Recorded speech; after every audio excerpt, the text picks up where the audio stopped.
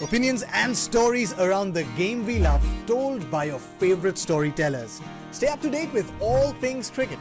Subscribe to Cricbuzz's YouTube channel and press that bell icon now. I want to talk about your good friend, Ravichandran Ashwin. I mean, he started the game at 430 wickets. First of all, I think we need to little pause and let that sink in. 430 test wickets. And then he goes past Richard Hadley. He goes past Rangana Herath.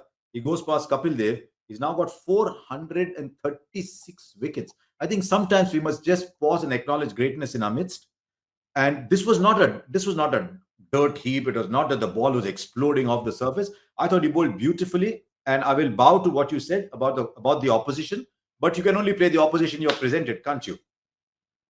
Oh, absolutely. I think, when we are judging a player, you cannot dismiss the fact when you're judging him. I think what you need to be observant is how well is he bowling? Is he up for a challenge? And I mean, these are questions you can raise for mere mortals. But Ashwin, over a period of time, the challenges that he's been thrown, the kind of competitors he's had in the playing 11 itself, but ended up overachieving in the same game, he's been second to none. And you look at the speed at which he's done, taking wickets against everybody. You see Australia, New Zealand, South Africa. Look, for me, he's a complete all-rounder.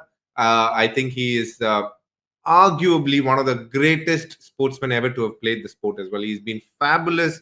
He's got runs with the bat when it matters most. His 100 recently against England on an absolute dust bowl. His bowling is, I do think if you go and ask 10 left-handers in the world right now, 9.5 would say, you know what, I find playing Ashwin tough. That's the kind of aura he possesses, and he's a phenomenal off-spinner, and you have to have time for him. I want to ask you a little bit more about Ashwin as well. And he's talked openly about the lows of 2018 or thereabouts when his body wasn't listening to him. He went back to the trainers, and he's often admitted that his body is not that of a natural physical athlete. So he's got to make the most of what his body has. But his trainer said he's as fit as he's been for the last 4 or 5 years. So where do you see a future of someone like Ashwin? How long can his body hold with the action, with all that he tries? What does the future hold for Ashwin? Look, Harsha, I don't think he has the most gifted body. So he's somebody who always puts in a lot of work. I've seen him put a lot of work. He's never going to be the fastest man on the field ever, for sure. But the one thing is he has what is called bowling fitness. He can bowl you long spells.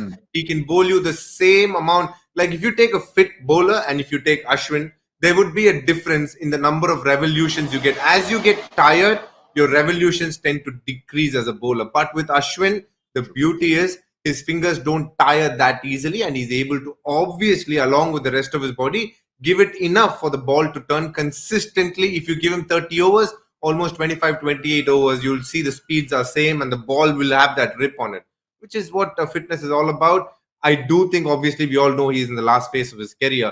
And he's at that phase where he needs to take care of his body literally like a temple. Any mistake here, any blemish here and there, obviously the body takes that much more time to recover. I think as you get older, the time taken for recovery starts becoming much higher. So if he does, pick up a odd niggle here and there, that's why you would see him missing the odd test match here because of a groin niggle or a back niggle, and these kind of things happen. But when it comes to fitness overall, and everybody talks about fitness, we have to understand this.